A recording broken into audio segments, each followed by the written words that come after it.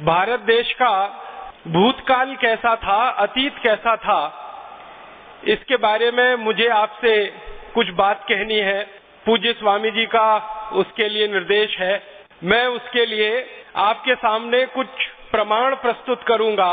उन प्रमाणों के आधार पर हम सब इस बात का अंदाजा लगा लेंगे, आकलन कर लेंगे कि भारत का अतीत कैसा था। भारत का एक अतीत तो है जो बहुत पुराना है, वेदों के समय का है, वेदकालीन है, और वो 10वीं शताब्दी तक चलता है। वेदों के समय से लेकर 10वीं शताब्दी तक का। परम पूजनीय स्वामी जी ने उसके बारे में आपसे जरूर बात की होगी। मैं आपको भारत के उस अतीत के बारे में बात करूंगा जो अभी हाल में हमारे सामने रहा, 150-200 साल पहले तक, 18वीं शताब्दी तक, 17वीं शताब्दी तक, 16वीं शताब्दी तक, 15वीं शताब्दी तक, माने आज से लगभग 100-150 साल पहले से शुरू करके और पिछले 1000 साल का जो भारत का इतिहास है कैसा है वो, उसके बारे में थोड़ी सी बात करूंगा। और एक जानकारी आपको स्पष्टता के लिए देना चाहता हूं, वो ये कि भारत के इतिहास पर, भारत के अतीत पर दुनिया भर के 200 से ज्यादा विद्वान इतिहास विशेषज्ञों ने बहुत ज्यादा शोध किया है, बहुत शोध किया है। और दुनिया भर के ये 200 से ज्यादा विद्वान शोधकर्ता, इतिहास के विशेषज्ञ भारत के बारे में क्या कहते रहे हैं, इनमें से कुछ विशेषज्ञों की बात आपके सामने रखूंगा। सभी विशेषज्ञों का रखना बड़ा मुश्किल है क्योंकि 200 विशेषज्ञों का काफी समय जाएगा, लेकिन उसमें से जो प्रमुख हैं, मुख्य हैं, ऐसे 8-10 विशेषज्ञों की बात आपके सामने रखूंगा। और ये सारे विशेषज्ञ भारत से बाहर के हैं। कुछ अंग्रेज हैं, कुछ स्कॉटिश हैं, कुछ अमेरिकन हैं, कुछ फ्रेंच हैं, कुछ जर्मन हैं। ऐसे दुनिया के अलग अलग देशों के विशेषज्ञों ने भारत के बारे में जो कुछ कहा है, लिखा है और उसके जो प्रमाण दिए हैं, उन पर बात मुझे कहनी है। सबसे पहले एक अंग्रेज की जानकारी मैं आपको दूं। उसका नाम है थॉमस बेव मैकॉले, टीबी मैकॉले जिसको हम कहते हैं। ये भारत में आया, करीब 17 वर्ष इस देश में रहा। सबसे ज्यादा जो अंग्रेज अधिकारी इस भारत में रहे उनमें से उसकी गिनती होती है मैकॉले की। और जब वो भारत में रहा तो भारत का काफी उसने प्रवास किया, यात्राएं की। उत्तर भारत में गया, दक्षिण भारत में गया, पूर्वी भारत में गया, पश्चिम भारत में गया। और अपने 17 साल के भारत के प्रवास के बाद वो इंग्लैंड गया और इंग्लैंड की पार्लियामेंट में, हाउस ऑफ कॉमन्स में उसने एक लंबा भाषण दिया। उस भाषण का थोड़ा सा अंश परम पूजनीय स्वामी जी द्वारा लिखित जो पुस्तक है शंखनाद, उसमें आप पढ़ सकते हैं। और वो अंश है, वो ये कह रहा है ब्रिटिश पार्लियामेंट के हाउस ऑफ कॉमन्स में, I have travelled length and breadth of this country India, but I have never seen a beggar and thief in this country India. इसका मतलब क्या है? वो ये कह रहा है कि मैं संपूर्ण भारत में प्रवास कर चुका हूं, उत्तर से दक्षिण, पूरब से पश्चिम में मैं जा चुका हूं, लेकिन मैंने कभी भी अपनी आंखों से भारत में एक भी व्यक्ति ऐसा नहीं देखा जो चोर हो, एक भी व्यक्ति ऐसा नहीं देखा जो बेरोजगार हो, एक भी व्यक्ति मैंने ऐसा नहीं देखा जो गरीब हो। ये बात आप ध्यान दीजिएगा, वो 2 फरवरी सन 1835 को कह रहा है। माने आज से अगर हम ये जोड़ेंगे तो लगभग 160-170 साल पहले वो ये बोल रहा है कि एक भी व्यक्ति भारत में गरीब नहीं है, बेरोजगार नहीं है, चोर नहीं है। वो ये कह रहा है। इसका माने भारत में गरीबी नहीं थी, बेरोजगारी नहीं थी, और चोरी कोई क्यों करेगा जब कोई गरीब नहीं है, बेरोजगार नहीं है। फिर आगे के वाक्य में वो और बड़ी बात कह रहा है। वो कह रहा है, I have seen such wealth in this country India that we cannot imagine to conquer this country India. वो कहता है कि भारत में इतना धन और इतनी संपत्ति और इतना वैभव मैंने देखा है कि इन भारतवासियों को गुलाम बनाना बहुत मुश्किल काम है, ये आसान नहीं है। क्यों? वो खुद कहता है कि जो लोग बहुत पैसे वाले होते हैं, समृद्धशाली होते हैं, बहुत अमीर होते हैं, वो लोग जल्दी किसी के गुलाम नहीं होते। इसलिए भारतवासी हमारे गुलाम हो जाएंगे, ये मुझे बहुत मुश्किल लगता है। और फिर अगले भाषण में वो बहुत लंबी बात कहता है भारत की शिक्षा, भारत की संस्कृति, भारत की सभ्यता के बारे में। मैं उस बात को आगे नहीं ले जाना चाहता, सिर्फ प्रमाण के रूप में 2 फरवरी 1835 को दिए गए उसके भाषण के ये 2-3 वाक्य हैं जो हमारे ध्यान में आने चाहिए कि भारत में एक अंग्रेज घूम रहा है और कह रहा है कहीं गरीब नहीं है, कोई बेरोजगार नहीं है, किसी को चोरी करने की भारत में जरूरत नहीं है। इसका माने भारत कुछ काफी समृद्धशाली देश है। फिर इसी भाषण के अंत में मैकॉले एक वाक्य और कहता है, उसको मैं सीधे सुनाता हूं। वो कहता है कि भारत में जिस व्यक्ति के घर में भी मैं कभी गया तो मैंने देखा कि वहां सोने के सिक्कों का ढेर ऐसे लगा रहता है जैसे कि चने का या गेहूं का ढेर किसानों के घरों में रखा जाता है। माने सामान्य घरों से लेकर विशिष्ट घरों तक सबके पास सोने के सिक्के इतनी अधिक मात्रा में होते हैं कि वो ढेर लगाकर उन सिक्कों को रखते हैं। और वो कह रहा है कि भारतवासी कभी इन सिक्कों को गिन नहीं पाते क्योंकि गिनने की फुर्सत नहीं होती है, इसलिए वो तराजू में तौल कर रखते हैं। किसी के घर में 100 किलो सोना होता है, किसी के घर में 200 किलो होता है, किसी के घर में 500 किलो होता है। इस तरह से सोने का हमारे भारत के घरों में भंडार भरा हुआ है। ये एक प्रमाण मैकॉले का भाषण ब्रिटेन की संसद में 2 फरवरी 1835 को। इसके बाद इससे भी बड़ा एक दूसरा प्रमाण मैं आपको देता हूं। एक अंग्रेज इतिहासकार हुआ, उसका नाम है विलियम डिग्बी। ये बहुत बड़ा इतिहासकार माना जाता है इंग्लैंड में। अंग्रेज लोग इसकी बहुत इज्जत करते हैं, इसका बहुत सम्मान करते हैं। और ना सिर्फ अंग्रेज इसका सम्मान करते हैं, इज्जत करते हैं, बल्कि यूरोप के सभी देशों में विलियम डिग्बी का बहुत सम्मान है, बहुत इज्जत है। अमेरिका में भी इसकी बहुत सम्मान और बहुत इज्जत है। कारण क्या है? विलियम डिग्बी के बारे में कहा जाता है कि वो बिना प्रमाण के कोई बात नहीं कहता और बिना दस्तावेज के, बिना सबूत के वो कुछ लिखता नहीं है। इसलिए इसकी इज्जत पूरे यूरोप और अमेरिका में है। वो विलियम डिग्बी भारत के बारे में एक बड़ी पुस्तक लिखा है। उस पुस्तक का एक अंश थोड़ा सा सुनाता हूं आपको। उसने तो अंग्रेजी में लिखा है, मैं सीधे हिंदी करके बताता हूं। विलियम डिग्बी कहता है कि अंग्रेजों के पहले का भारत विश्व का सर्वसंपन्न कृषि प्रधान देश ही नहीं बल्कि एक सर्वश्रेष्ठ औद्योगिक और व्यापारिक देश भी था। अंग्रेजों से पहले का भारत खाली खेती वाला भारत नहीं था, कृषि वाला भारत नहीं था, वो औद्योगिक और व्यापारिक देश भारत था जो सर्वश्रेष्ठ था। उसके शब्द पर गौर कीजिएगा, वो कह रहा है सर्वश्रेष्ठ, माने दुनिया में भारत के मुकाबले उस जमाने में कोई भी देश नहीं था। और ये बात वो कब कह रहा है? 17वीं शताब्दी में वो कह रहा है। माने आज से अगर हम गिनना शुरू करें तो लगभग 300 साल पहले के भारत के बारे में विलियम डिग्बी कह रहा है कि सारी दुनिया के देशों में भारत औद्योगिक रूप से, व्यापारिक रूप से और कृषि के रूप में सर्वश्रेष्ठ देश है। माने कृषि उत्पादन हमारा सबसे अच्छा है, औद्योगिक उत्पादन दुनिया में सबसे ज्यादा है और व्यापार भी हम दुनिया में सबसे ज्यादा करते हैं। उसके आगे वो कहता है कि भारत की भूमि इतनी उपजाऊ है जितनी दुनिया के किसी देश में नहीं। फिर आगे कहता है कि भारत के व्यापारी इतने ज्यादा होशियार हैं जो दुनिया के किसी देश में नहीं।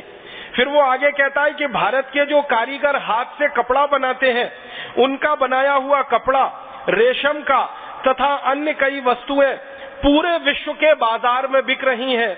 और इन वस्तुओं को भारत के व्यापारी जब बेचते हैं तो बदले में इन वस्तुओं के वो सोना और चांदी की मांग करते हैं जो सारे दुनिया के दूसरे व्यापारी आसानी के साथ भारतवासियों को दे देते हैं। इस वाक्य को ठीक से समझिए। वो कह रहा है कि भारत का कपड़ा, भारत की अन्य वस्तुएं दुनिया के बाजार में बिकती हैं और भारतवासी इनको सोने के बदले में बेचते हैं। माने हम कपड़ा बेचते हैं तो सोना लेते हैं, हम दूसरी वस्तुएं बेचते हैं तो सोना लेते हैं। सोने के बदले में ही भारत के व्यापारी इन वस्तुओं का विनिमय दूसरों से करते हैं क्योंकि ये वस्तुएं सर्वश्रेष्ठ हैं और दुनिया में कोई भी दूसरा देश इनको बना नहीं सकता क्योंकि इनकी कारीगरी और इनका हुनर सिर्फ भारत और भारत के ही पास है।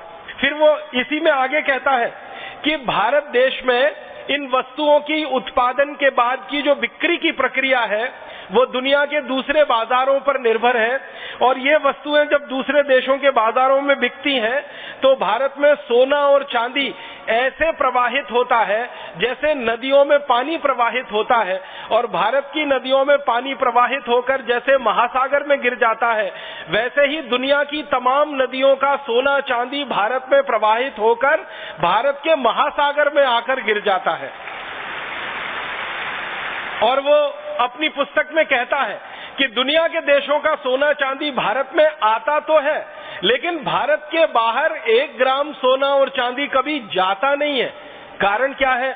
वो कहता है कि भारतवासी दुनिया में सारी वस्तुओं का उत्पादन करते हैं, लेकिन वो कभी किसी से खरीदते कुछ नहीं है।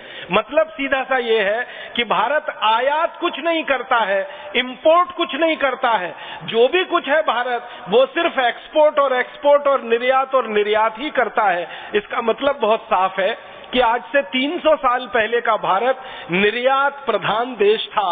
एक भी वस्तु हम विदेशों से नहीं खरीदते थे और वस्तुओं को बेचकर हम सोना चांदी सारी दुनिया से लेकर आते थे।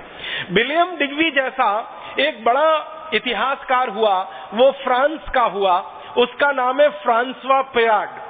फ्रांसवा पिराड ने 1711 में भारत के बारे में एक बहुत बड़ा ग्रंथ लिखा है और उसमें उसने सैकड़ों प्रमाण दिए हैं।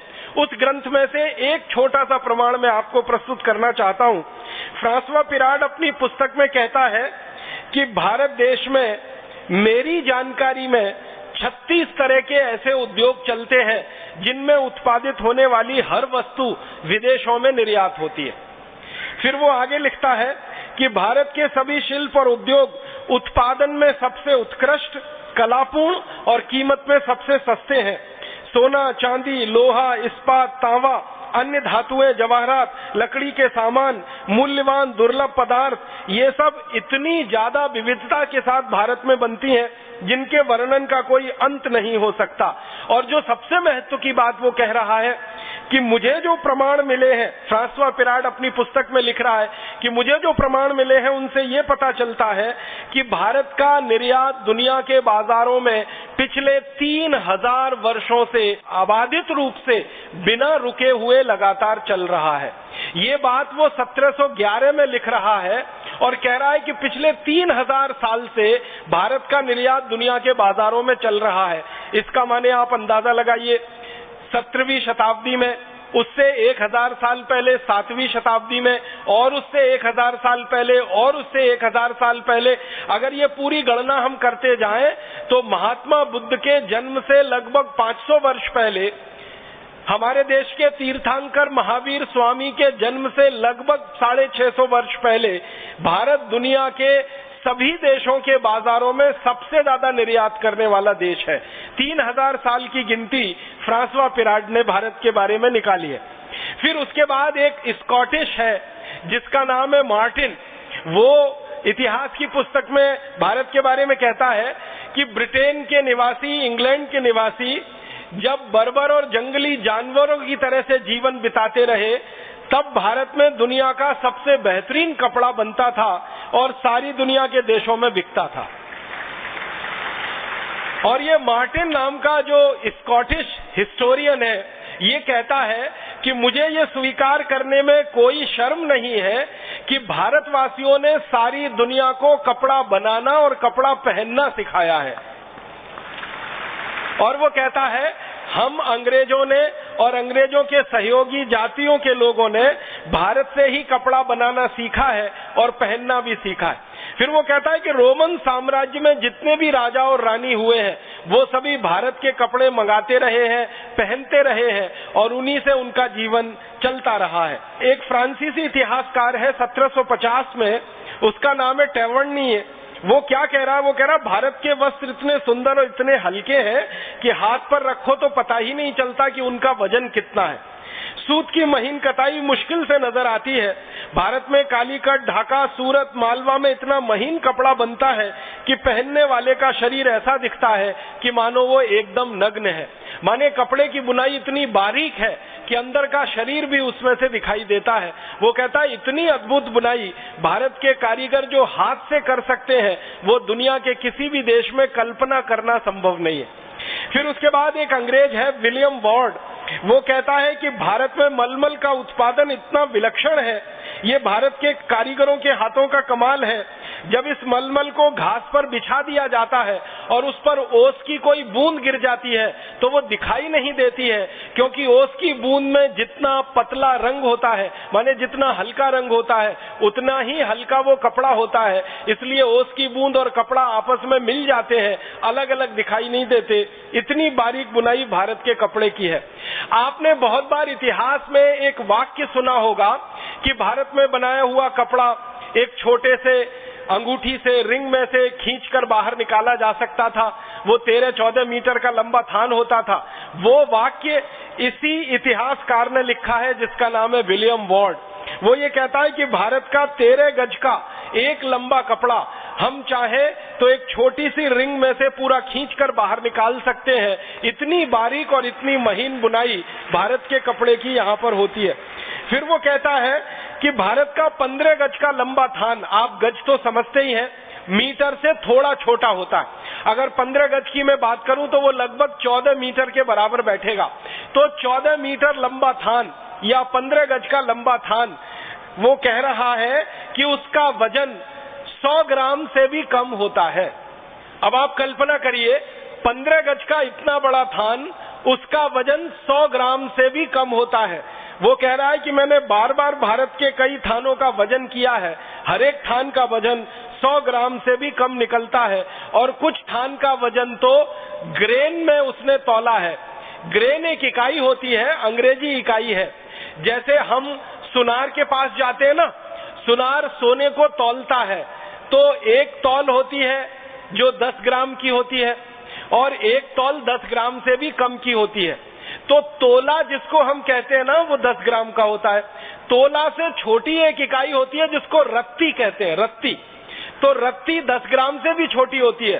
तो वो विलियम वॉर्ड कह रहा है कि भारत के बहुत सारे थान को मैंने तौला तो पता चला कि उनका कुल वजन लगभग 15 से 20 रत्ती के आसपास है। इतने कम वजन के भी भारत में कपड़े बनते हैं और इतनी बारीक बुनाई भी होती है। और वो कहता है विलियम वॉर्ड कि हम अंग्रेजों ने तो कपड़ा बनाना सन 1780 के बाद शुरू किया है, भारत में तो पिछले 3000 साल से कपड़े का उत्पादन होता रहा है और सारी दुनिया में बिकता रहा है। एक और अंग्रेज अधिकारी का थोड़ा सा बताऊं, थॉमस मुनरो नाम का एक अंग्रेज अधिकारी है। वो मद्रास में गवर्नर रहा है और लंबे समय तक वो गवर्नर रहा है। गवर्नर रहते समय किसी राजा ने उसको एक शॉल भेंट में दे दिया, और जब उसकी नौकरी पूरी हो गई थॉमस मुनरो की, तो वो भारत से वापस लंदन चला गया। लंदन की संसद में उसने एक दिन अपना बयान दिया सन 1813 में, और वो कह रहा है कि भारत से मैं एक शॉल लेके आया, उस शॉल को मैं 7 वर्षों से उपयोग कर रहा हूँ, उसको कई बार धोया है और प्रयोग किया है, उसके बाद भी उसकी क्वालिटी एकदम बरकरार है और उसमें कहीं कोई सिकुड़न नहीं है। मैंने पूरे यूरोप में प्रवास किया है, एक भी देश ऐसा नहीं है जो भारत की ऐसी क्वालिटी की शॉल बनाकर दे सके। भारत ने अपने वस्त्र उद्योग में सारी दुनिया का दिल जीत लिया है और भारत के वस्त्र अतुलित और अनुपमेय मानदंड के हैं, जिसमें सारे भारतवासी रोजगार पा रहे हैं। और इस तरह से लगभग 200 इतिहासकार हैं, सभी का बताना थोड़ा मुश्किल है। आप अंदाजा लगा सकते हैं कि फ्रांसीसी इतिहासकार हो तो, स्कॉटिश इतिहासकार हो तो, अंग्रेज इतिहासकार हो तो, या इसके अलावा जर्मन का कोई या अमेरिका का कोई, सारे इतिहासकार जो भारत के बारे में शोध करते हैं वो ये कहते हैं कि भारत के उद्योगों का और भारत की कृषि व्यवस्था का, भारत के व्यापार का सारी दुनिया में कोई मुकाबला नहीं है। अब इसके आगे एक छोटी सी जानकारी मैं देना चाहता हूँ। अंग्रेजों की संसद में भारत के बारे में समय समय पर बहस होती रही है। तो सन 1813 में भारत के बारे में एक बहस हो रही है, और उस बहस के समय जो अंग्रेजी सांसद बात कर रहे हैं उनमें कई सारी रिपोर्ट है, कई सारे सर्वे हैं, सर्वेक्षण है, जिनका हवाला दिया जा रहा है। तो ऐसी ही एक रिपोर्ट का हवाला मैं आपके सामने रखता हूं। अंग्रेजों की संसद में बहस हो रही है कि भाई भारत की आर्थिक स्थिति क्या है और कैसी है। तो भारत की आर्थिक स्थिति के बारे में कहा जा रहा है कि सारी दुनिया में जो कुल उत्पादन होता है उसका 43% उत्पादन अकेले भारत में होता है। आप जरा भारत के भूतकाल का अंदाजा लगाइए, अतीत का जरा अंदाजा लगाइए कि पूरी दुनिया में मान लीजिए 100 अरब डॉलर का उत्पादन होता हो उस जमाने में, तो 33 अरब डॉलर का उत्पादन अकेले भारत में होता है। इसको एक दूसरे तरीके से समझने की कोशिश करें कि सारी दुनिया में अगर 100 रुपए का माल बनता है तो 33 रुपए का माल अकेले भारत में बनता है। अब आप जरा देखिए, दुनिया में 200 देश हैं, 200 देशों में कुल मिलाकर उत्पादन है वो 57% है, और भारत अकेले में जो कुल उत्पादन है वो 43% है। माने सारी दुनिया के 200 देशों में से 2-4 को छोड़कर एक तरफ कर दें और भारत अकेला एक तरफ हो जाए तो कई देशों का उत्पादन भारत के अकेले उत्पादन के बराबर बैठता है। इतना बेहतरीन उत्पादन करने वाला ये देश रहा है। और ये आंकड़ा सबसे पहली बार अंग्रेजों की संसद में सन 1813 में कोट किया गया। बाद में इसी आंकड़े को अंग्रेजों ने 1835 में कोट किया और 1840 में भी कोट किया।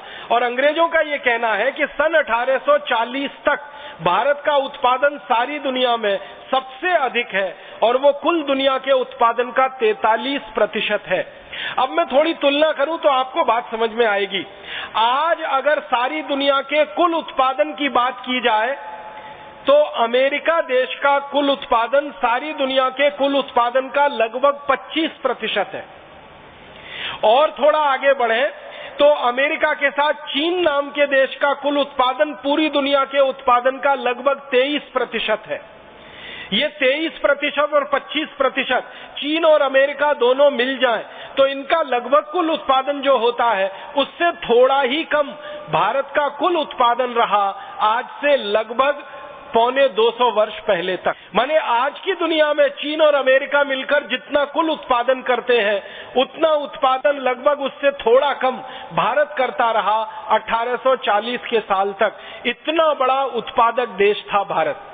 फिर इसके बाद अंग्रेजों की संसद में और एक आंकड़ा भारत के बारे में कोट किया गया कि सारी दुनिया के व्यापार में भारत का जो हिस्सा है वो लगभग 33% है। इसका मतलब क्या हुआ? पूरी दुनिया में जो सामान बिक रहा है, जो निर्यात हो रहा है, उसमें भारत का निर्यात लगभग 33% है। और ये आंकड़ा अंग्रेजों ने 1840 तक कोट किया है। माने सन 1840 तक सारी दुनिया के बाजार में भारत का माल 33% बिकता है। अब आप 100 रुपए का या 100 अरब डॉलर का निर्यात देखें पूरी दुनिया में तो 33 अरब डॉलर का निर्यात भारत का। 100 अरब डॉलर का उत्पादन देखें पूरी दुनिया में तो 43 अरब डॉलर का उत्पादन भारत का। और इसी तरह से और एक आंकड़ा अंग्रेजों की संसद में भारत के बारे में कोट किया गया और वो आंकड़ा है कि सारी दुनिया की जो कुल आमदनी है, सकल जगत की जो कुल आमदनी है, उस आमदनी का लगभग 27% हिस्सा अकेले भारत का है। तो अब आप कल्पना करिए, दुनिया की कुल आमदनी का 27% हमारा हिस्सा, दुनिया के कुल निर्यात का 33% हमारा हिस्सा और दुनिया के कुल उत्पादन का 43% हमारा हिस्सा। ऐसा बड़ा अद्भुत उत्पादक, निर्यातक और व्यापारी देश भारत रहा है सन 1840 तक। अब उस समय अमेरिका की बात करें तो सन 1840 में सारी दुनिया के निर्यात में अमेरिका का निर्यात जो है वो 1% से कम है। सारी दुनिया के निर्यात में ब्रिटेन का निर्यात सन 1840 तक % से कम है। और पूरे यूरोप का और अमेरिका का निर्यात इकट्ठा कर दिया जाए तो सन 1840 तक सारी दुनिया के निर्यात में ब्रिटेन, अमेरिका और यूरोप के सभी देशों को जोड़ दें तो 3 से 4% से ज्यादा निर्यात उनका नहीं निकलता है। तो एक तरफ यूरोप और अमेरिका है और एक तरफ अकेला भारत है। उनके 27 देशों को इकट्ठा करें यूरोप और अमेरिका मिलाकर तो 3-4% निर्यात कर रहे हैं। अकेले भारत उस समय 33% निर्यात कर रहा है। और ये 27 देशों को इकट्ठा कर दिया जाए यूरोप और अमेरिका के साथ तो उनका कुल उत्पादन दुनिया में 10 से 12% है और भारत का उत्पादन 43% है। और ये 27 देशों को अमेरिका के साथ इकट्ठा कर दिया जाए यूरोप के तो उनकी कुल आमदनी दुनिया की आमदनी में 4 से 4.5% है और भारत की कुल आमदनी 27% है। इन आंकड़ों से आप अंदाजा लगा सकते हैं कैसा अद्भुत उत्पादन करने वाला, कितना विशाल दुनिया के बाजार में निर्यात करने वाला देश ये भारत रहा है। थोड़ा आगे बढ़ता हूं और भारत के शिक्षा व्यवस्था के बारे में, थोड़ी तकनीकी और विज्ञान की बातें और थोड़ी सी कृषि व्यवस्था की बातें कर लेना चाहता हूं। उद्योगों के साथ साथ इस देश में विज्ञान और तकनीकी का भी बहुत विकास हुआ है और हमारे अतीत के भारत की विज्ञान और तकनीकी के बारे में दुनिया भर के बहुत सारे शोधकर्ताओं ने बहुत सारी पुस्तकें लिखी हैं।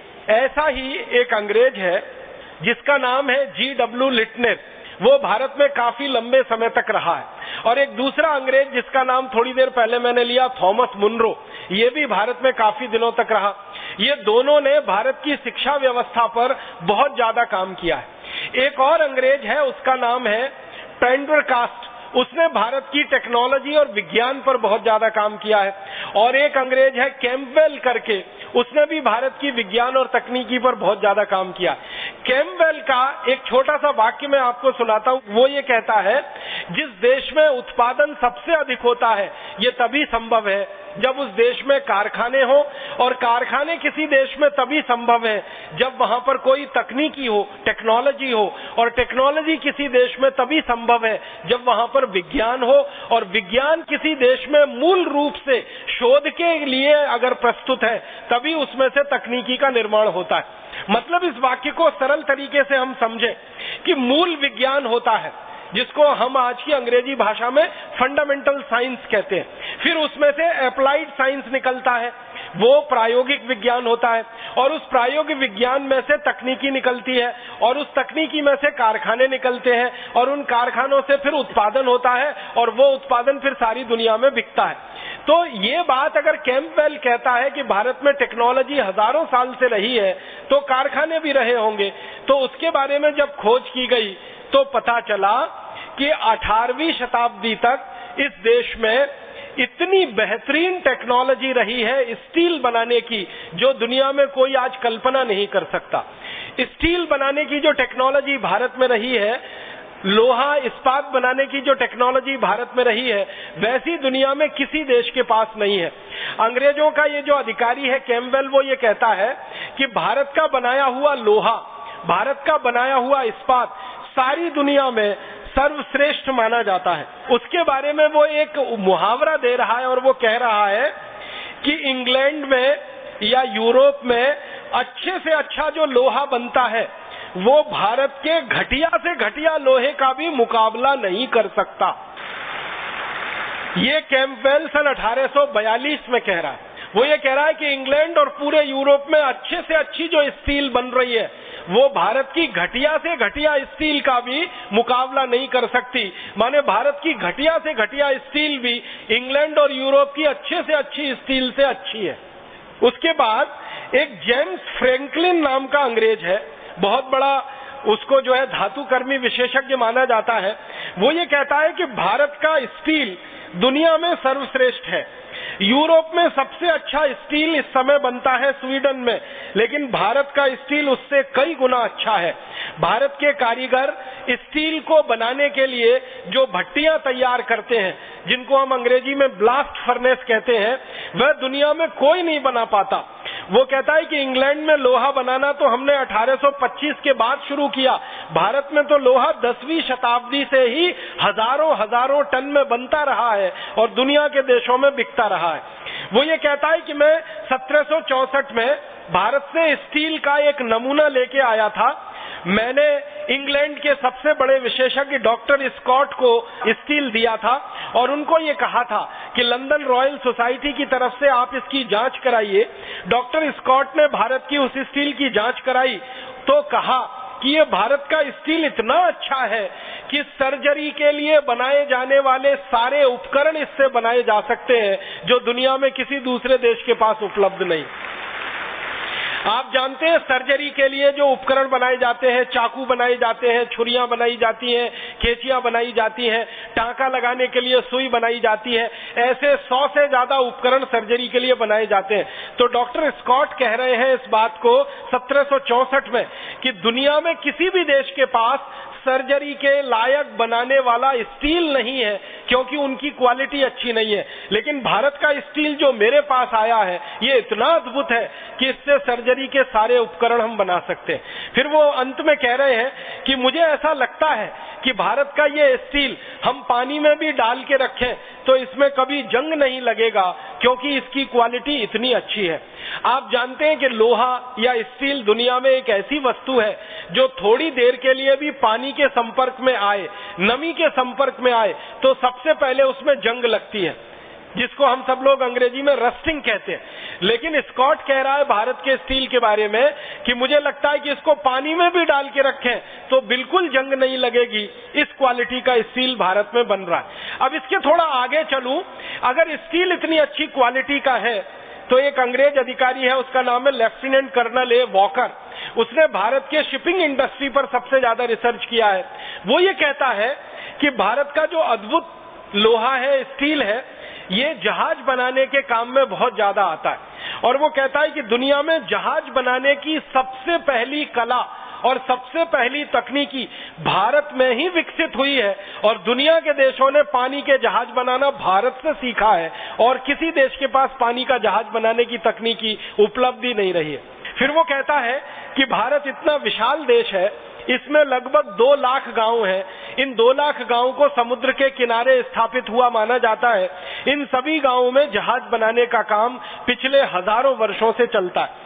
वो ये कहता है कि हम अंग्रेज लोगों को जहाज खरीदना हो तो हम भारत में जाते हैं और वहां से जहाज खरीद कर लाते हैं। फिर वो अपने आगे कह रहा है कि ईस्ट इंडिया कंपनी के जितने भी पानी के जहाज दुनिया में चल रहे हैं, ये सारे के सारे जहाज भारत की स्टील से बने हुए हैं। ये बात मुझे कहते हुए शर्म आती है कि हम अंग्रेज अभी तक इतनी अच्छी क्वालिटी का स्टील बनाना नहीं शुरू कर पाए। फिर वो कहता है कि भारत का कोई पानी का जहाज जो 50 साल चल चुका है पानी में, उसको अगर हम खरीद लें अंग्रेज, और खरीदने के बाद उसको ईस्ट इंडिया कंपनी की सेवा में लगाएं, तो 50 साल तो वो भारत में चल चुका है, हमारे यहाँ आने के बाद भी वो 20-25 साल और चल जाता है। इतनी मजबूत पानी के जहाज बनाने की कला और टेक्नोलॉजी भारत के कारीगरों के हाथ में है। और फिर वो कहता है कि हम जितने धन में एक नया पानी का जहाज बनाते हैं, उतने ही धन में भारतवासी 4 नए जहाज पानी के बना लेते हैं। फिर वो अंत में कहता है कि हम भारत में पुराने पानी के जहाज खरीदें और उसको ईस्ट इंडिया कंपनी की सेवा में लगाएं, यही हमारे लिए अच्छा है। नया जहाज बनाकर हम ईस्ट इंडिया कंपनी को दिवालिया नहीं कर सकते हैं, उसके पैसे बर्बाद नहीं कर सकते। मतलब उसका कहने का ये है कि भारत का पुराने से पुराना पानी का जहाज अंग्रेजों के नए से नए पानी के जहाज से भी अच्छा माना जाता है, क्योंकि स्टील की क्वालिटी, लोहे की क्वालिटी इतनी जबरदस्त है। और इसी तरह से वो कहता है कि भारत में टेक्नोलॉजी के लेवल पर ईंट बनती है, ईंट से ईंट को जोड़ने का चूना बनता है, और उसके अलावा भारत में 36 तरह के दूसरे टेक्नोलॉजिकल इंडस्ट्रीज हैं। ये सभी उद्योगों में भारत दुनिया में सबसे आगे है। इसलिए हमें भारत से व्यापार करके ये सब तकनीकी लेनी है और इस तकनीकी को इंग्लैंड में लाकर फिर से उसको रिप्रोड्यूस करना है, पुनर्उत्पादित करना है।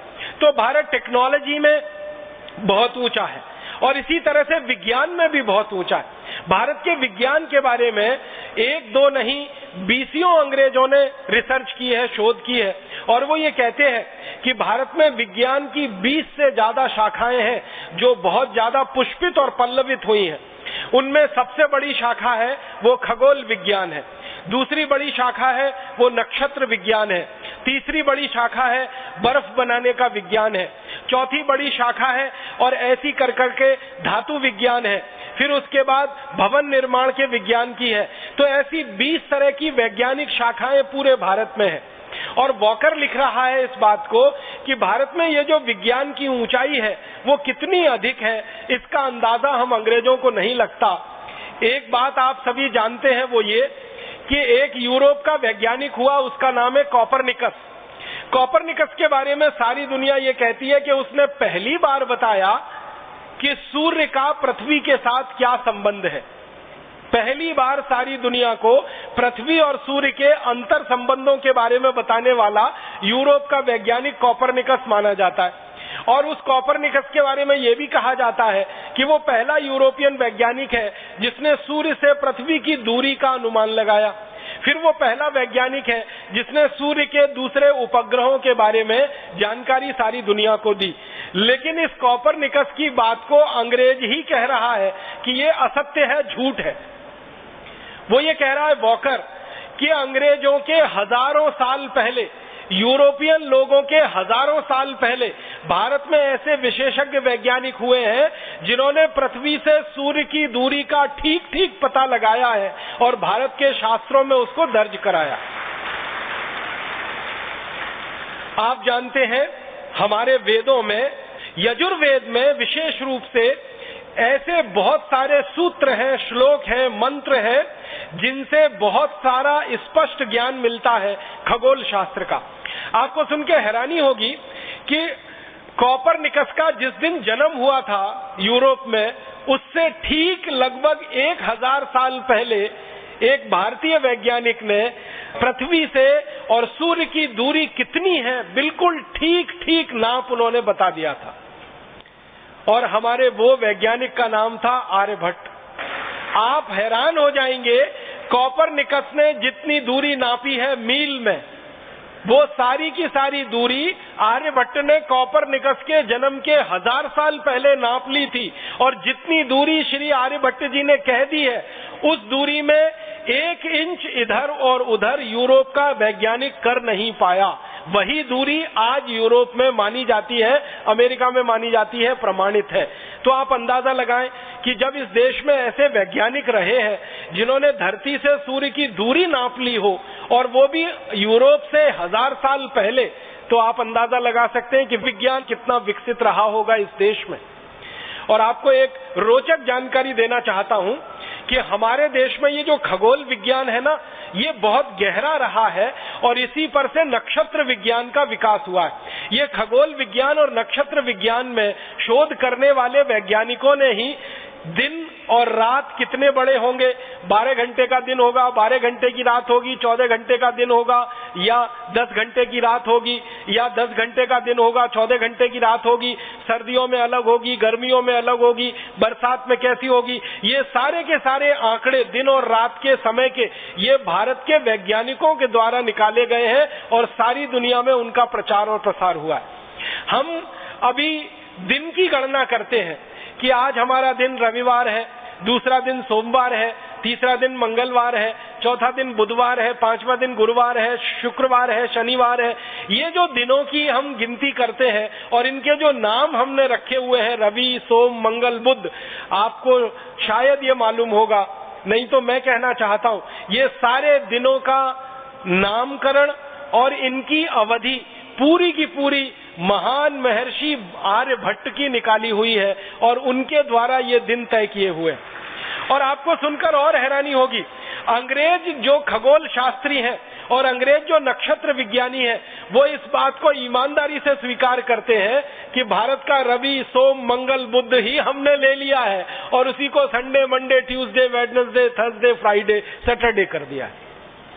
ये सब कुछ भारत से उधार लिया हुआ है।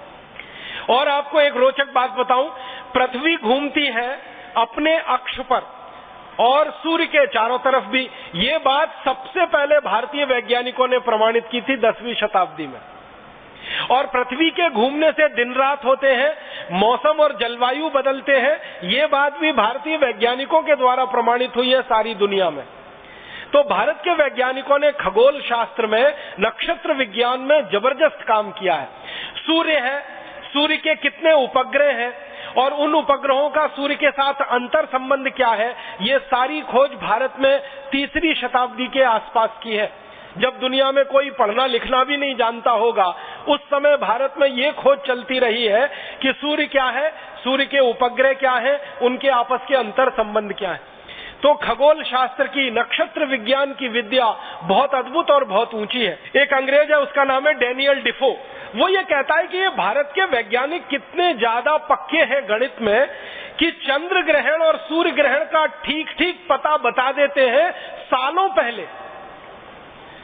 आज के दिन चंद्र ग्रहण होगा, आज के दिन सूर्य ग्रहण होगा और इतने बजकर इतने मिनट पर होगा, ये भारत के वैज्ञानिक कई कई साल पहले बता देते हैं।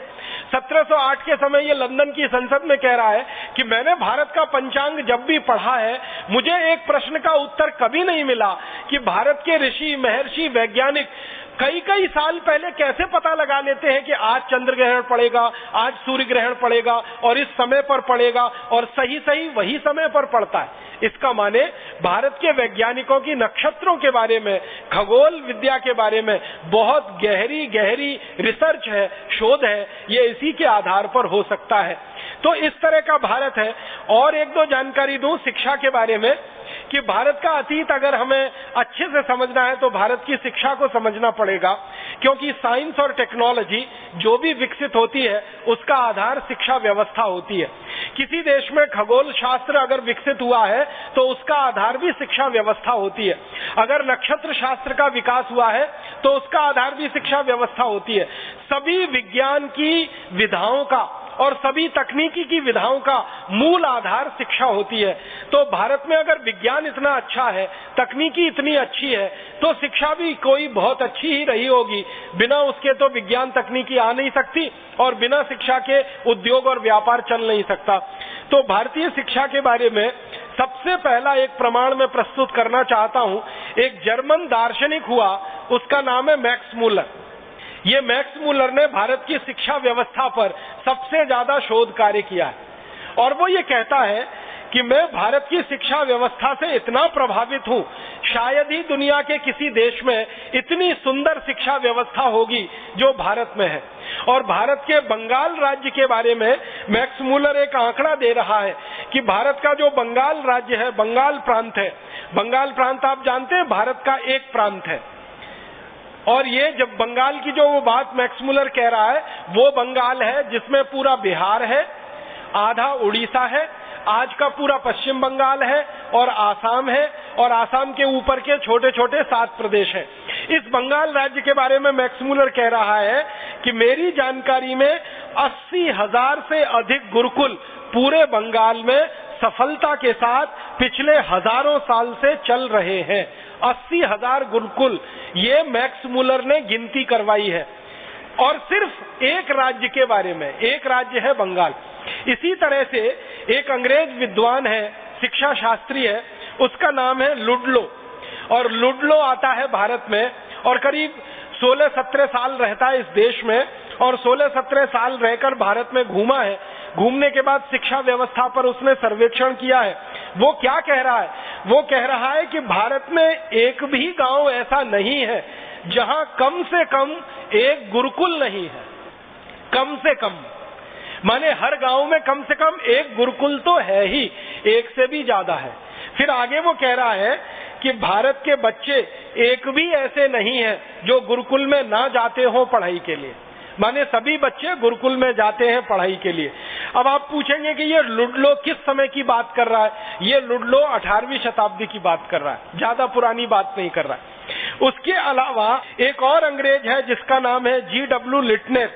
वो ये कहता है कि मैंने भारत के उत्तर वाले इलाके का पूरा सर्वेक्षण किया है शिक्षा का, और मेरे सर्वेक्षण की रिपोर्ट बताती है कि भारत में 200 लोगों पर एक गुरुकुल चलता है। भारत में 200 लोगों पर एक गुरुकुल चलता है। पूरे उत्तर भारत की रिपोर्ट में वो ये निष्कर्ष दे रहा है। अब उत्तर भारत का मतलब क्या है?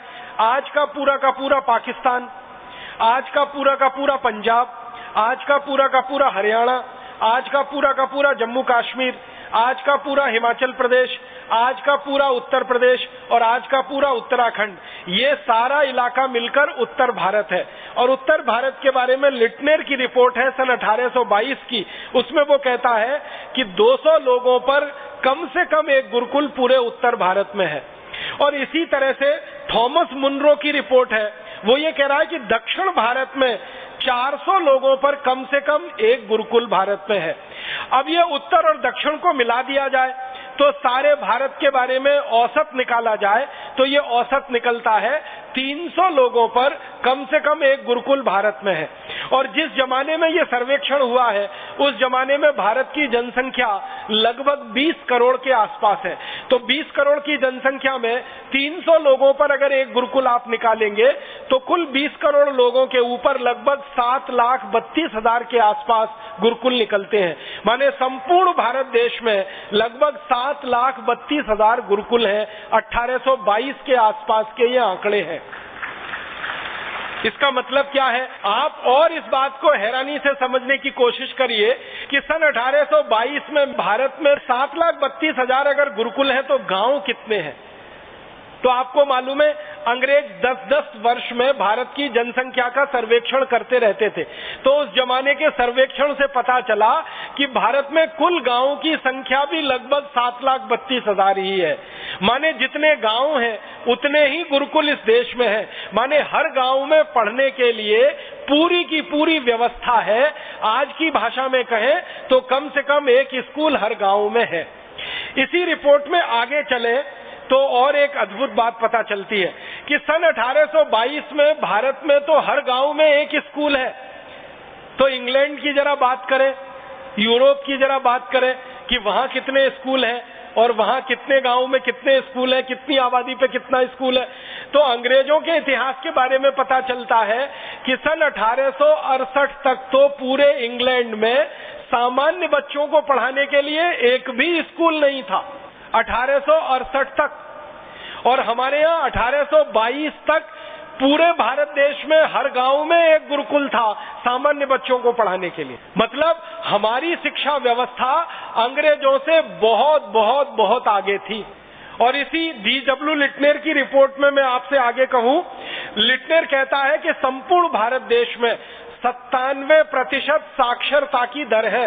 माने 97% भारतवासी सुशिक्षित है, साक्षर है। सिर्फ 3% भारतवासी हैं जिनको पढ़ने का कोई मौका शायद जीवन में नहीं मिला है। तो 97% साक्षरता है हमारे देश में।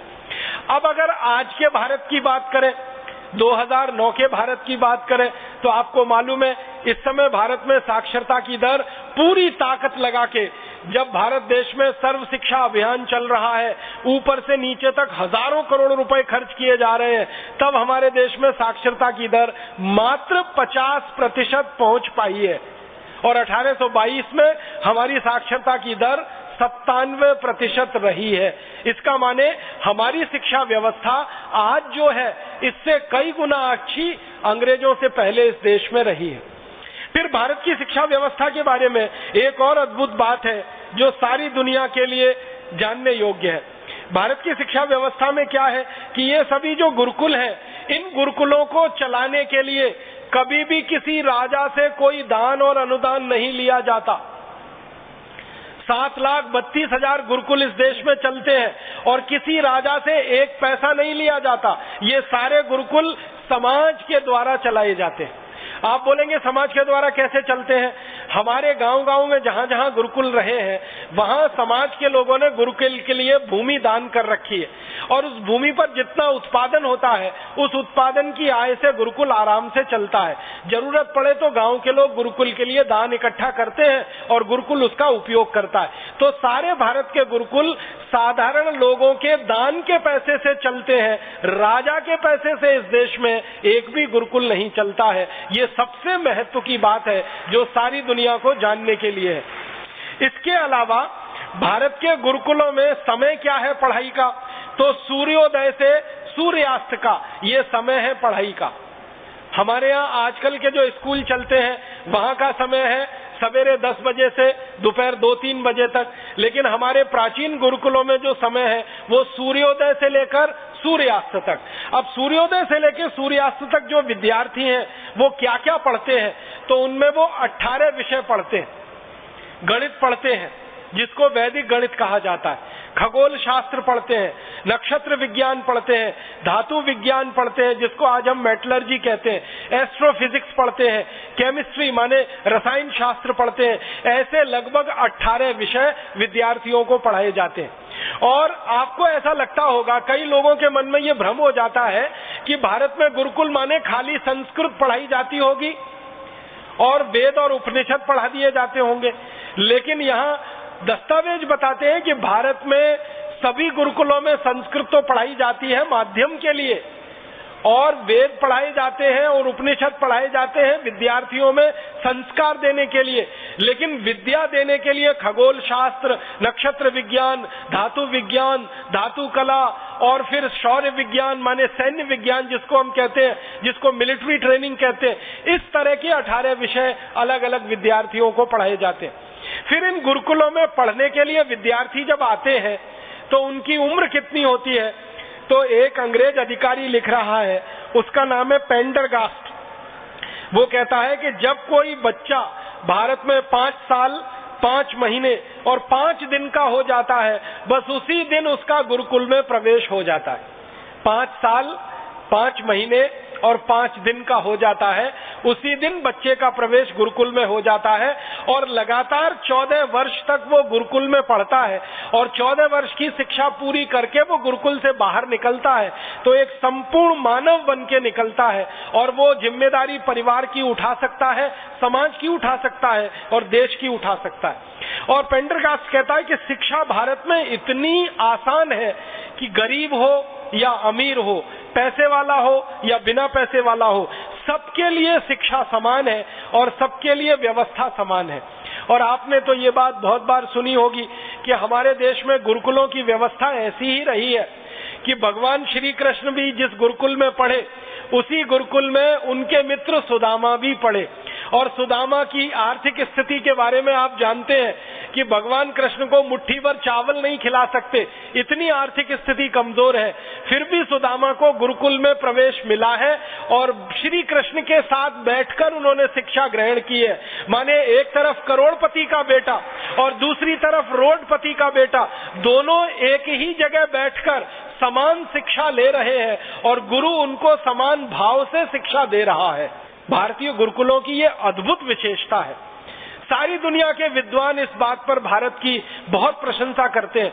वो ये कहते हैं कि भारत की शिक्षा हमेशा से निशुल्क रही है और इस निशुल्क शिक्षा के कारण गरीब हो या अमीर सबको पढ़ने की व्यवस्था भारत में रही है। माने बहुत ज्यादा पैसा है वही पढ़ पाएगा, जिसके पास पैसा नहीं है वो नहीं पढ़ पाएगा। ये भारत के गुरुकुलों में कभी नहीं रहा।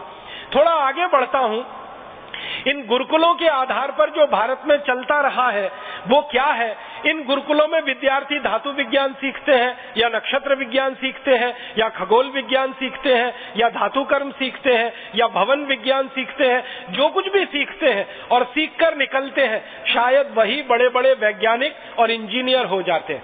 14 वर्ष की पढ़ाई सामान्य नहीं होती है। आज की आधुनिक शिक्षा व्यवस्था में अगर हम देखें तो यहाँ 14 वर्ष की पढ़ाई तो जो प्रोफेशनल एजुकेशन है उसी में होती है। यहाँ तो भारत में सामान्य गुरुकुलों में 14 वर्ष की पढ़ाई होती है और इसके बाद विशेषज्ञता हासिल करनी है, पंडित होना है, पांडित्य आपको लाना है, तो उसके लिए उच्च शिक्षा के केंद्र इस देश में चलते हैं।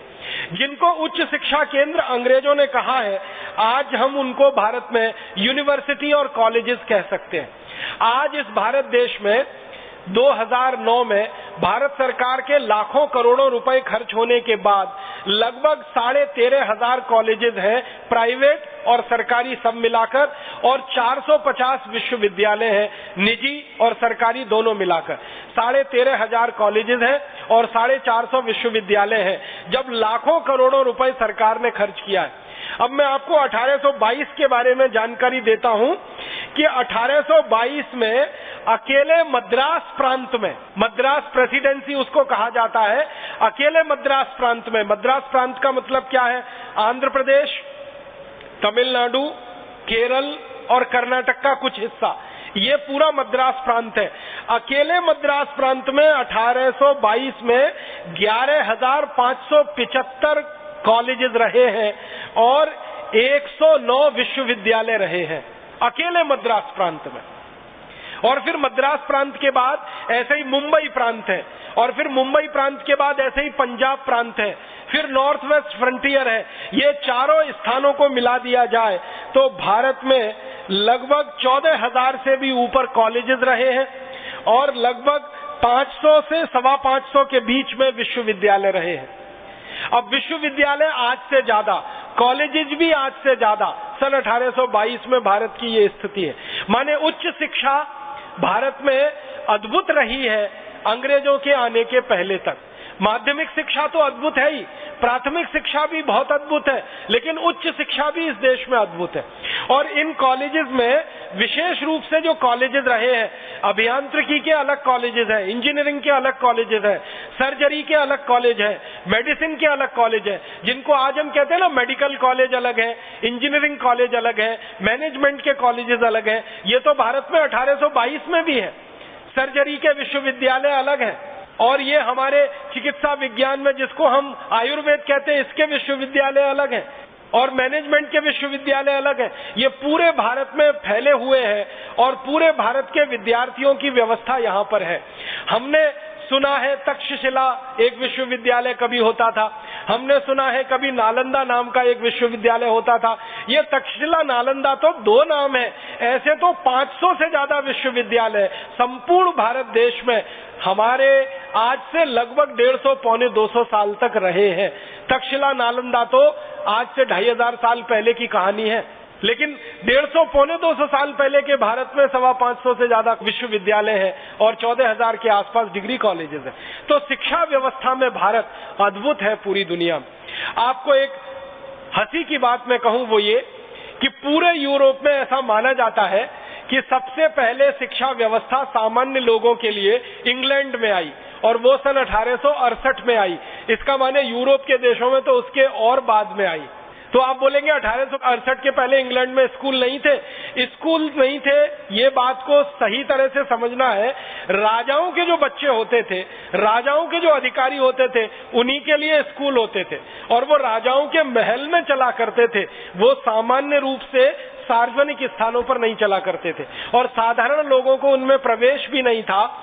इंग्लैंड और यूरोप में ये माना जाता था कि शिक्षा जो है वो विशेषज्ञों के लिए है, और राजा विशेषज्ञ है तो राजा को शिक्षा है, उसके बच्चों को शिक्षा है, उसके अधिकारियों के बच्चों को शिक्षा है। आम आदमी को शिक्षित होने की जरूरत नहीं है। क्यों? तो यूरोप के दार्शनिक कहते हैं कि आम आदमी को तो गुलाम बन के रहना है, उसको शिक्षित होने से फायदा क्या है। दुनिया में बहुत बड़ा दार्शनिक माना जाता है अरस्तु, और उससे भी बड़ा माना जाता है सुकरात। अरस्तु और सुकरात दोनों कहते हैं कि सामान्य लोगों को शिक्षा नहीं देनी चाहिए, शिक्षा सिर्फ राजा के बच्चों को और अधिकारियों के बच्चों को ही देनी चाहिए। तो उनके लिए कुछ पढ़ने और पढ़ाने की व्यवस्था है, आम बच्चों के लिए नहीं है। जबकि भारत में बिल्कुल उल्टा है, शिक्षा आम बच्चों के लिए है, साधारण बच्चों के लिए है, वो गरीब हो या अमीर हो। ऐसी अद्भुत शिक्षा व्यवस्था हमारे देश में रही है। अब शिक्षा के बाद में थोड़ी सी कृषि की बात करूं कि भारत में कृषि व्यवस्था कैसी रही है। हमारे अतीत में कृषि व्यवस्था के बारे में जिन अंग्रेजों ने बहुत ज्यादा शोध किया है, उनमें से लेस्टर नाम का एक अंग्रेज है। वो ये कहता है कि भारत में कृषि उत्पादन दुनिया में सर्वोच्च है, और अंग्रेजों की संसद में भाषण देते समय वो कह रहा है कि भारत में 1 एकड़ में सामान्य रूप से 56 क्विंटल धान पैदा होता है, 1 एकड़ में सामान्य रूप से। और वो ये कह रहा है कि ये उत्पादन औसतन है, एवरेज है। वो ये कहता है कि भारत के कुछ इलाके तो ऐसे हैं जहां 1 एकड़ में 70 से 75 कुंटल तक धान होता है, और कुछ इलाके ऐसे हैं जहां 45 से 50 कुंटल धान पैदा होता है। और वो कहता है कि मैंने औसत निकाला है पूरे भारत का, तो 56 कुंटल धान पैदा होता है भारत की खेती में। इतनी उन्नत कृषि व्यवस्था भारत में है।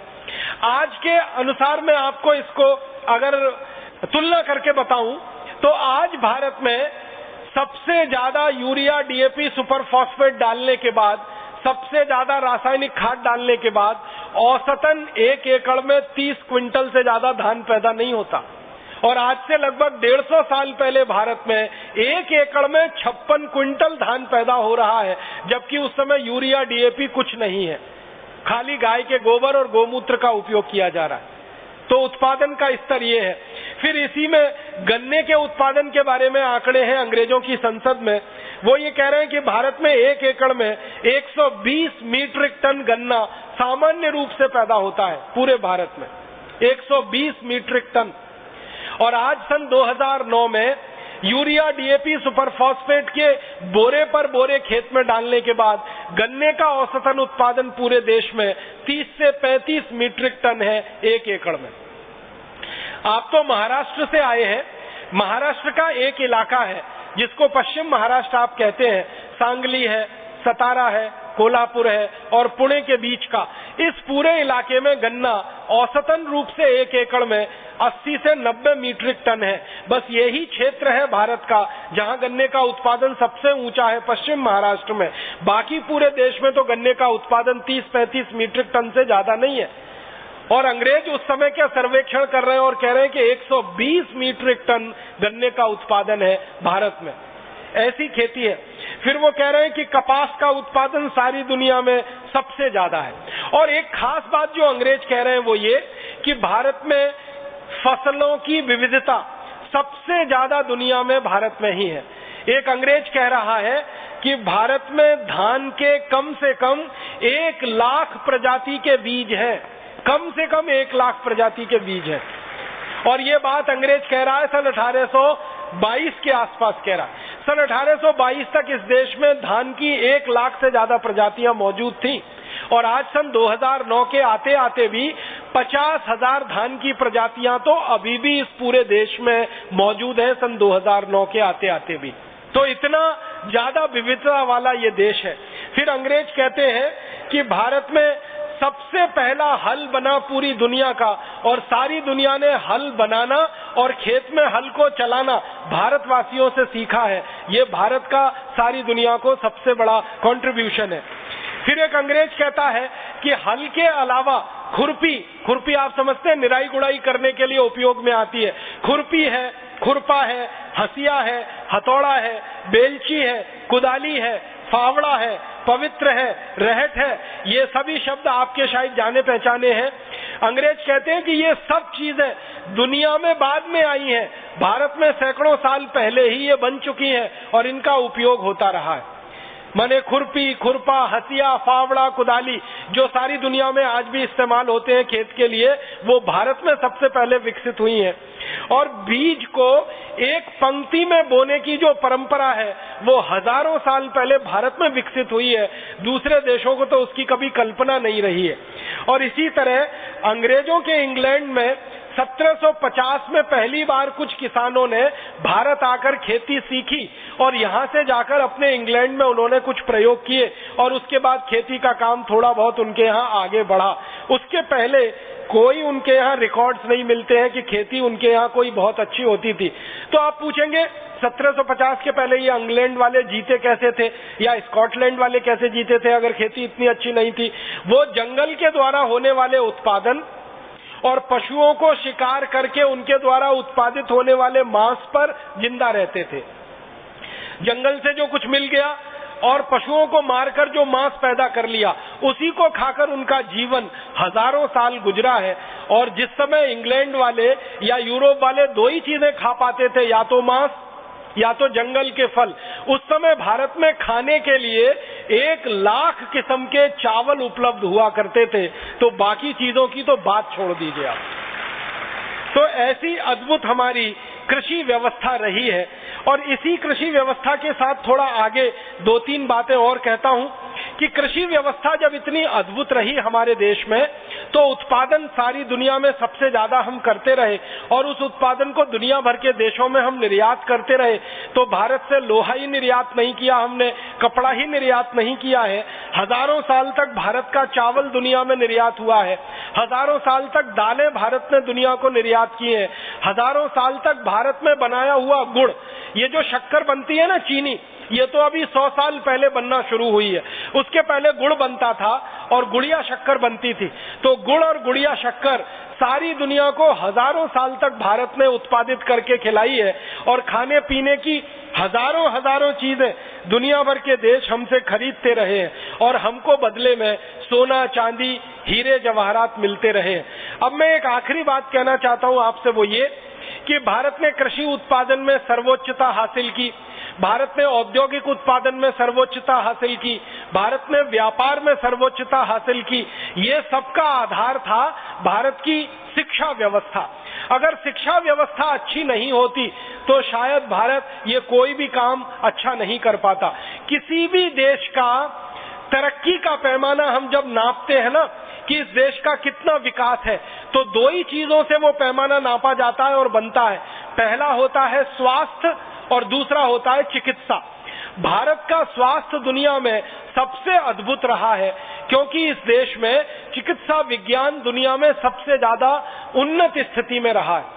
चिकित्सा विज्ञान में हजारों हजारों किस्म की आयुर्वेद की जड़ी बूटियां और सर्जरी की सारी विद्या पूरी दुनिया को यहीं से गई है। और अभी जो सर्जरी के पुराने दस्तावेज मिलते हैं वो बताते हैं कि भारत में हिमाचल प्रदेश और पूरा महाराष्ट्र, कर्नाटक, आंध्र प्रदेश, तमिलनाडु, केरल, ये 7-8 राज्य थे जहां सर्जरी के सबसे बड़े शोध केंद्र चला करते थे। और एक दो नहीं, हजारों सर्जरी के विशेषज्ञ इन केंद्रों में पढ़कर तैयार होते थे और समाज की सेवा करते थे। आपको सुनकर हैरानी होगी, जब दुनिया में कोई नहीं जानता था, आंख में मोतियाबिंद का पहला ऑपरेशन भारत में हुआ है। और जिसको आज हम राइनोप्लास्टी कहते हैं, सर्जरी की सबसे आधुनिकतम विज्ञा, उसका सबसे पहला परीक्षण और प्रयोग भी भारत में हुआ है। और इंग्लैंड की जो रॉयल सोसाइटी ऑफ सर्जन है, वो अपने इतिहास में लिखते हैं कि हमने सर्जरी भारत से सीखी है और उसके बाद पूरे यूरोप को हमने ये सर्जरी सिखाई है। तो भारत चिकित्सा में बहुत ऊंचा, भारत तकनीकी में बहुत ऊंचा, भारत विज्ञान में बहुत ऊंचा, भारत उद्योग में बहुत ऊंचा, और इन सब के बाद भारत व्यापार में बहुत ऊंचा, और ये सबका आधार भारत शिक्षा व्यवस्था में सबसे ऊंचा। ऐसा अद्भुत देश हमारा भारत रहा है जो अंग्रेजों के आने के पहले तक था। तो फिर आप बोलेंगे इतनी गिरावट भारत में कैसे आई? ये सारी गिरावट भारत में आई अंग्रेजों की नीतियों के कारण और अंग्रेजों के कानूनों के कारण। अंग्रेजों ने देखा कि भारत की सारी व्यवस्थाएं इतनी अद्भुत है, तो इन सारी व्यवस्थाओं को खत्म करना है, तोड़ना है, क्योंकि गुलाम बनाना है भारत को। मैकॉले कहता है कि भारत को गुलाम बनाना है तो भारत की संस्कृति, सभ्यता, शिक्षा, इन सब का नाश करना पड़ेगा। तो उनका नाश करने के लिए उन्होंने कानून बनाए। सबसे पहले एक कानून बनाया, इंडियन एजुकेशन एक्ट, और उस कानून के आधार पर भारत के गुरुकुल बंद किए गए और धीरे धीरे भारत की शिक्षा व्यवस्था का नाश हो गया। फिर अंग्रेजों ने एक दूसरा कानून बनाया कि भारत की वस्तुओं पर ज्यादा से ज्यादा कर लगाओ और अंग्रेजी वस्तुओं को भारत में टैक्स फ्री कराओ। उसके बाद भारत के कारखाने बंद हो गए, फिर भारत का निर्यात खत्म हो गया। फिर भारत की कृषि व्यवस्था के लिए अंग्रेजों ने कानून बनाया कि किसानों के ऊपर 90% लगान लगाओ और किसानों की जमीनें छीनने के लिए लैंड एक्विजिशन एक्ट बनाओ। उसके बाद हिंदुस्तान के किसान बर्बाद हो गए। फिर किसानों के काम आने वाली गाय और बैल, इनका कत्ल कराओ, और सबसे पहला कत्ल खाना अंग्रेजों ने शुरू किया कलकत्ता में, जो आज भी चल रहा है। अंग्रेज उसमें 350 गाय रोज काटते थे, अब उस कत्ल खाने में 14,000 गाय रोज कट रही है। तो ये सारी की सारी दुर्व्यवस्था जो हमारे यहाँ पैदा हुई, वो अंग्रेजों की गलत नीतियों के कारण और अंग्रेजों के गलत शासन व्यवस्था के कानूनों के कारण हुई। अगर अंग्रेजी शासन नहीं होता और अंग्रेजी कानून इस देश में लादे नहीं जाते, तो आज मैं इस बात को बहुत विश्वास से कह सकता हूं कि आज भी भारत दुनिया का सर्वोच्च शिखर पर बैठा हुआ देश होता, चिकित्सा में, शिक्षा में, उद्योग में, व्यापार में, तकनीकी में, विज्ञान में। अगर अंग्रेज नहीं आते, ईस्ट इंडिया कंपनी नहीं आती, अगर अंग्रेजी कानून इस देश पर नहीं लादे जाते और अंग्रेजी नीतियां इस देश में नहीं चलाई जाती, तो अभी भी भारत अद्भुत होता, सारी दुनिया की महाशक्ति होता, परम वैभवशाली देश होता। लेकिन दुर्भाग्य के अंग्रेज आए और उन्होंने ये सब किया। अब हमें क्या करना चाहिए? भारत स्वाभिमान के कार्यकर्ता के नाते मुझे ये लगता है कि हमको, जो भारत कभी अंग्रेजों के आने के पहले था, विश्व शिखर में सर्वोच्च सत्ता पर बैठा हुआ सर्वश्रेष्ठ देश, वैसा ही भारत फिर बनाना है। यही हमारे भारत स्वाभिमान के लिए सपना है, और इसी सपने को पूरा करने के लिए हम सब परम पूजनीय स्वामी जी के नेतृत्व में सेना बनकर काम करें, और सेना बनकर अपने सेनापति के आदेश पर वो सब कर डालें जो इस भारत के गौरव को फिर से वापस लाने में हमारी मदद कर सके। आप सभी का बहुत आभार, बहुत धन्यवाद।